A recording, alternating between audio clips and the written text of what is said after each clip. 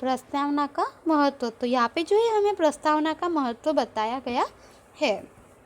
प्रस्तावना संविधान के आत्मसमान होने के कारण उसका विशेष महत्व है। प्रस्तावना के द्वारा किसी भी कानून के निर्माण तथा उसे समझने और उसका अर्थघटन करने में मार्गदर्शन प्राप्त होता है। कानून का उद्देश्य तथा उसके आदर्श, कानून के निर्माण के पीछे संसद की क्या नीति है, यह समझने में प्रस्तावना सहायक होती है।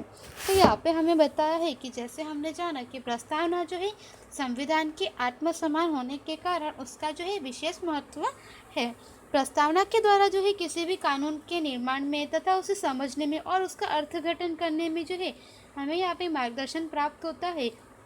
कानून का उद्देश्य तथा उसके जो है आदर्श और कानून के निर्माण के पीछे संसद की क्या नीति है, यह समझने में जो है प्रस्तावना सहायक होती है। प्रस्तावना के द्वारा हम कानून के निर्माण तथा उसके पीछे का उद्देश्य क्या है, संसद की क्या नीति है, यह सभी हम जान सकते हैं।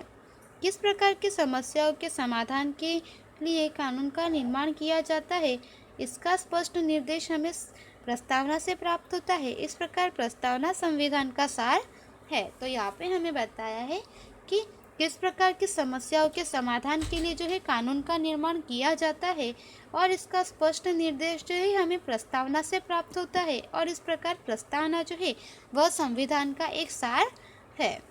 कानून की किसी भाग या जानकारी में कोई अस्पष्टता या विसंगति उत्पन्न हो, कानून का उद्देश्य स्पष्ट न होता हो, तो उस समय कानून प्रस्तावना कानून को समझने तथा उसका अर्थघटन करने में सहायक सिद्ध होती है। इस प्रकार संविधान में समाहित प्रावधानों को समझने में प्रस्तावना एक दिशा सूचक यंत्र की भूमिका निभाता है।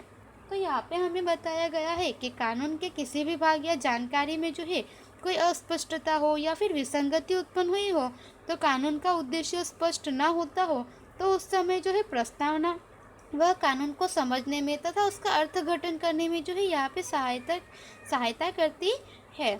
और इस प्रकार संविधान में समाहित प्रावधान जो है उनको समझने में प्रस्तावना एक दिशा सूचक यंत्र की भूमिका निभाता है। तो कानून वगैरह जो बनते हैं उनका उद्देश्य जो है वह क्या हो तथा उसका अर्थघटन किस प्रकार से किया जाए, इन सभी में जो है प्रस्तावना का महत्व होता है। प्रस्तावना के द्वारा इन सभी प्रश्नों का जो है वह हल किया जा सकता है।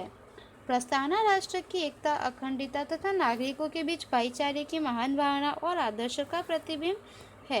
प्रस्तावना उच्च आदर्शों और उद्देश्यों की रीढ़ के समान है। तो यह हमें बताया है कि प्रस्तावना जो है वह राष्ट्र की एकता और फिर राष्ट्र की अखंडता और नागरिकों के बीच में जो है सभी नागरिक किसी भी धर्म के हो, सभी नागरिकों के बीच भाईचारे की भावना और आदर्शों का एक प्रतिबिंब जो है वह प्रस्तावना है। और प्रस्तावना जो है वह उच्च आदर्शों तथा उद्देश्यों की रीढ़ के समान यहाँ पे माना जाता है। तो इस तरह से यहाँ पे जो है हमने प्रस्तावना के विषय में जाना और उसका महत्व क्या है उसके विषय में भी हमने जानकारी प्राप्त की। अब आगे है प्रस्तावना के मुख्य आधार स्तंभ, जो हम अगले वीडियो में जानेंगे। धन्यवाद।